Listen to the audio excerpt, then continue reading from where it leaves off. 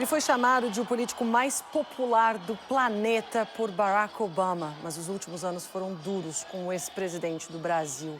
Em 2017, Luiz Inácio Lula da Silva foi condenado por corrupção e preso. As perdas pessoais foram tão devastadoras quanto as perdas políticas e muitos pensaram que Lula sairia de cena.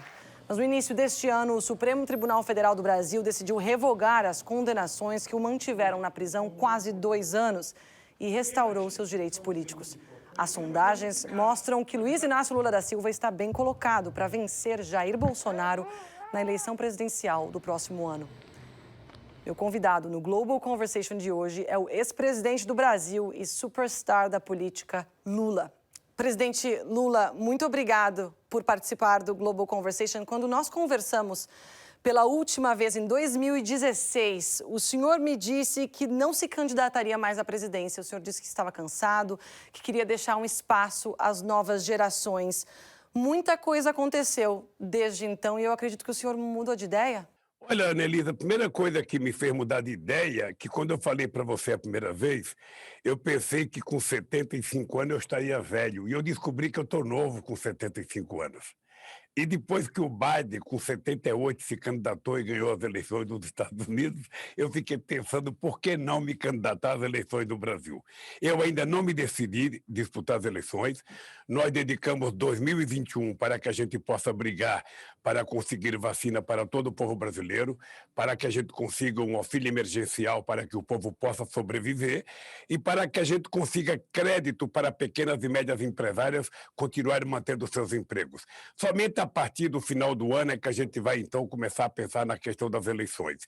E se o PT quiser, outros partidos aliados quiserem, eu estou totalmente à disposição para ser candidato a presidente do Brasil, recuperar o Brasil, fazer o Brasil voltar a crescer e colocar o Brasil, sabe, a nível internacional como um país protagonista, como nós fomos quando eu governei o Brasil. O senhor mencionou pedir mais vacinas, ajudar os brasileiros a atravessar a atual crise, mas como é que o senhor pretende fazer isso se o senhor não está no poder, justamente? O senhor pretende pedir ajuda internacional, por exemplo? Olha, não, nós estamos fazendo não só campanha e denúncia, como estamos brigando no Congresso Nacional para que o Congresso Nacional, a Câmara e o Senado ajude a comprar vacinas que estão à disposição no mercado.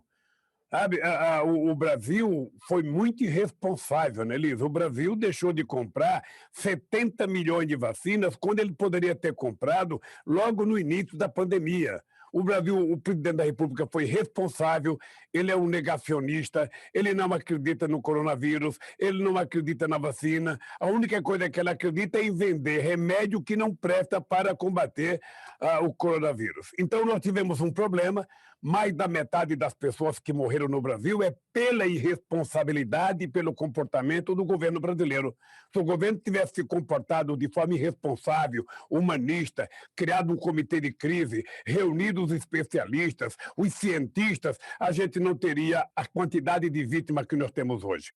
O senhor está falando de uma crise que já custou a vida de 500 mil de brasileiros. No momento que nós estamos conversando, mais de 1.700 pessoas continuam a morrer no Brasil todos os dias. O senhor acha que o senhor teria feito um trabalho melhor na gestão dessa crise?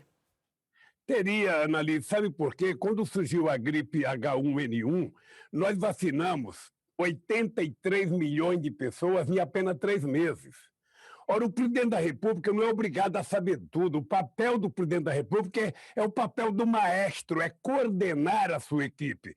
Se o presidente tivesse criado um comitê de crise, tivesse chamado os cientistas para participar, tivesse chamado, sob a coordenação do ministro da Saúde, os secretários da Saúde dos estados, criado um protocolo, nós não teríamos tido no Brasil a quantidade de vítimas que nós tivemos.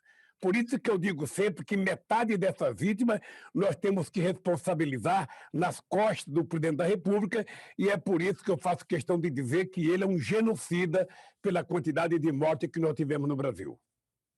O presidente que o senhor acusa ser um genocida se chama Jair Bolsonaro e é uma figura realmente muito controversa, inclusive na comunidade internacional.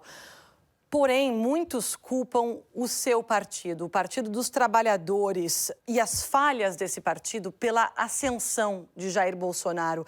Dizem, por exemplo, que o desencanto com 14 anos de PT no poder levou a uma situação política que empurrou muita gente a votar pelo candidato de extrema-direita. O que o senhor tem a dizer sobre isso?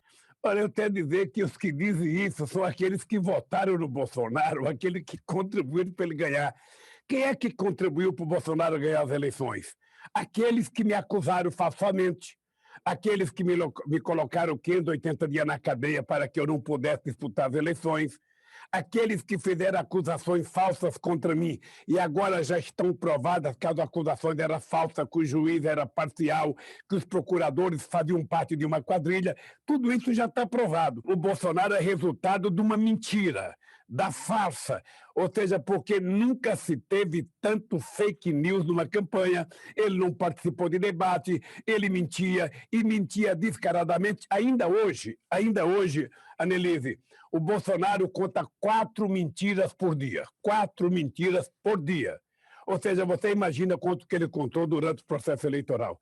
Então, na verdade, o povo tomou uma decisão, na minha opinião, equivocada ao votar no Bolsonaro, mas esse é o risco da democracia, esse é o risco do processo eleitoral. A polarização no Brasil agora é diferente. Não é entre dois extremos, um de direita e um de esquerda. A polarização no Brasil é entre o fascismo e a democracia. Eu represento a democracia porque sou de um partido democrático que tem uma história de governança muito democrática e o Bolsonaro representa o fascismo. Então, o que está em jogo é isso. É uma polarização de verdade.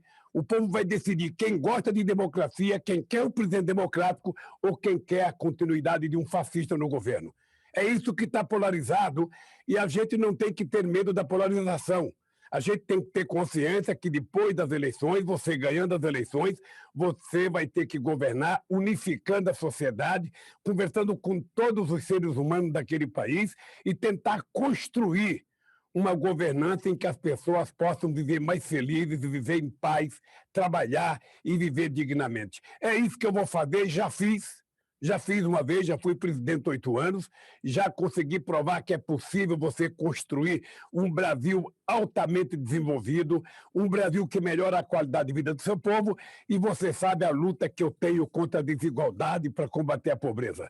Nós conseguimos tirar o Brasil do mapa da fome da ONU e, lamentavelmente, a fome voltou ao nosso país. Então, eu sou um presidente que vou governar o Brasil para todos, mas as pessoas têm que saber entre governar para todos, a parte pobre da população é a parte que terá preferência numa governança minha. Presidente, parece que o senhor já está em campanha presidencial. Não, é bem possível, veja. O problema é o seguinte, é que eu não posso me anular, sabe? Eu tenho que mostrar para as pessoas que eu estou vivo, que eu estou disposto, que eu estou com saúde, que eu sei como fazer, sabe, a concertação desse país, que eu sei como construir a democracia. A primeira coisa que eu fiz quando eu ganhei as eleições em 2013, Annelise, foi criar um conselho de desenvolvimento econômico e social, colocando grandes empresários, padres, pastores, índios, negros, bancos, sindicalistas, ou seja, juntei a sociedade civil para que ela, junto comigo, assumisse a responsabilidade de governar o Brasil. E deu certo. É por isso que, quando eu deixei a presidência, eu tinha 87% de bom e ótimo na opinião pública. A comunidade internacional anda muito preocupada com a situação no Brasil. O senhor teria uma mensagem para essa comunidade internacional, principalmente para países europeus? Qual seria a sua mensagem hoje? Annelise, os governantes europeus, tanto os que estão no governo quanto aqueles que já foram ao governo, o movimento sindical e as entidades ONGs conhecem o PT, conhecem o Brasil e conhecem o nosso governo. Nós tivemos uma relação exuberante. Eu posso te dizer que, quando eu fui presidente da República, a minha relação com todos os partidos da Europa era extraordinário. Era com todos os presidentes, foi com Gordon Brown, foi com o Tony Blair, foi com Sarkozy, foi com o Chirac, foi com a Angela Merkel, foi com o Schröder. Eu conversava com todo mundo. O Brasil é um país que não tem contencioso e o Brasil precisa fazer uma parceria com a União Europeia. Nós precisamos consagrar o acordo entre a União Europeia e a América do Sul para que a gente possa também dar à Europa a oportunidade de não ficar ilhada entre China e Estados Unidos. Eu fico vendo as notícias daqui e vejo os americanos colocando posições contrárias ao gasoduto que a Alemanha está tentando fazer, sabe, com a Rússia. Eu fico vendo os Estados Unidos brigar por conta da indústria, sabe, da inteligência artificial, da Huawei, da indústria de dados, ou seja, os Estados Unidos e a China precisam se colocar de acordo e a Europa não pode ficar no meio dessa briga, não. Por isso que a América Latina e a relação com o Brasil é muito importante para que todos os países possam compreender que a gente que acabou a Guerra Fria, que a gente que não quer mais guerra nuclear, a gente não pode ter uma guerra comercial, a gente não pode ter uma guerra, sabe, da indústria digital. Nós precisamos construir um jeito de melhorar a vida da humanidade. E eu acho que a Europa, com o seu estado de bem-estar social, a Europa pode contribuir para que a gente faça políticas para ajudar a desenvolver os países mais pobres do mundo, inclusive com a vacina contra o coronavírus, ou seja, para que ela seja transformada num bem da humanidade e para que todas as pessoas possam receber suas vacinas. Presidente Luiz Inácio Lula da Silva, muito obrigado por participar do Global Conversation. Obrigado, Elise, e até a próxima oportunidade.